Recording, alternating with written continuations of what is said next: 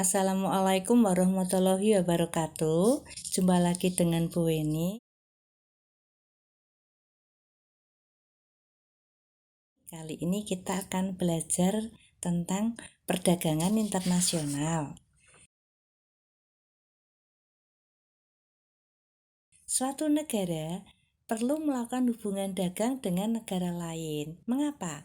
Karena suatu negara belum tentu mampu memproduksi semua barang atau kebutuhannya sendiri. Akan tetapi, sekarang ini kita berada pada posisi revolusi industri 4.0 yang identik dengan teknologi canggih. Oleh karena itu, perdagangan semestinya menggunakan sistem digital, memanfaatkan teknologi informasi dan komunikasi. Perdagangan internasional adalah suatu kegiatan transaksi atau tukar-menukar barang atau jasa antar negara melalui kegiatan ekspor dan impor. Jadi inti dari kegiatan perdagangan internasional adalah ekspor dan impor. Perdagangan internasional itu sendiri ada yang bersifat bilateral, regional, dan multilateral.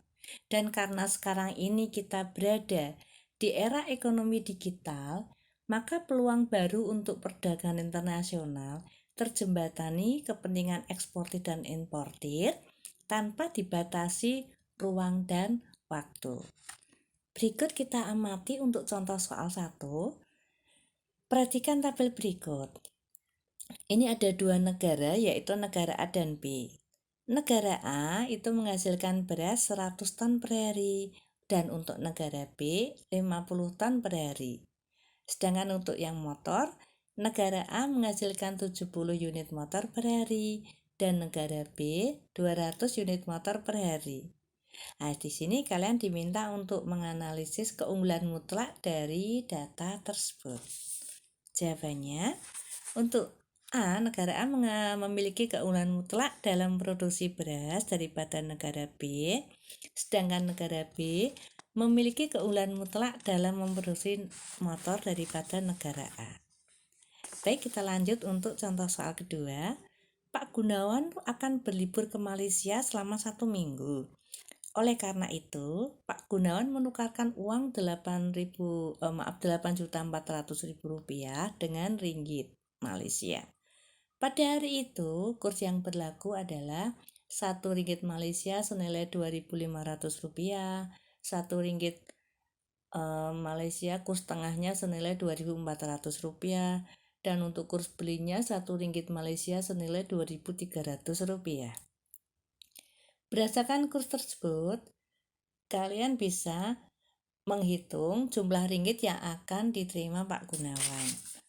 Jawabannya, Pak Gunawan menukarkan rupiah dengan ringgit. Dalam hal ini, ia membeli ringgit ke bursa dan bursa akan memberlakukan kurs jual sebagai berikut. Jadi uangnya Pak Gunawan senilai 8.400.000 rupiah dibagi dengan ringgit senilai 2.500 ya. Jadi hasilnya 3.360 ringgit Malaysia.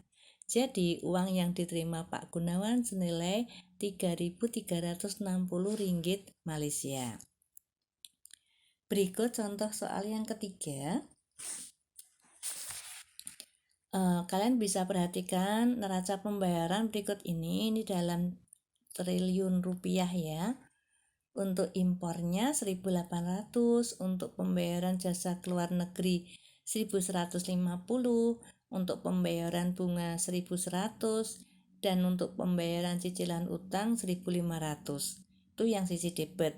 Sedangkan yang sisi kredit, ekspornya 1.900, penerimaan jasa 1.050, penerimaan bunganya 1.060, dan penerimaan cicilan utangnya 1.450. Nah, maka kita bisa menganalisis keadaan neraca pembayaran tersebut. Neraca pembayaran debit digunakan untuk mencatat kewajiban atau utang suatu negara dan untuk melakukan pembayaran terhadap negara lain.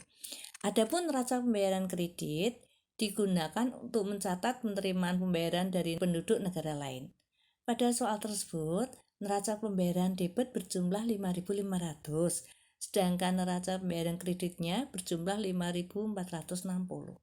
Karena sisi debit lebih besar daripada sisi kredit, maka neraca pembayaran mengalami defisit senilai 90. Dari mana itu 90? Dari 5.550 dikurangi 5.460. Oke, sampai di sini. Semoga bermanfaat. Terima kasih. Wassalamualaikum warahmatullahi wabarakatuh.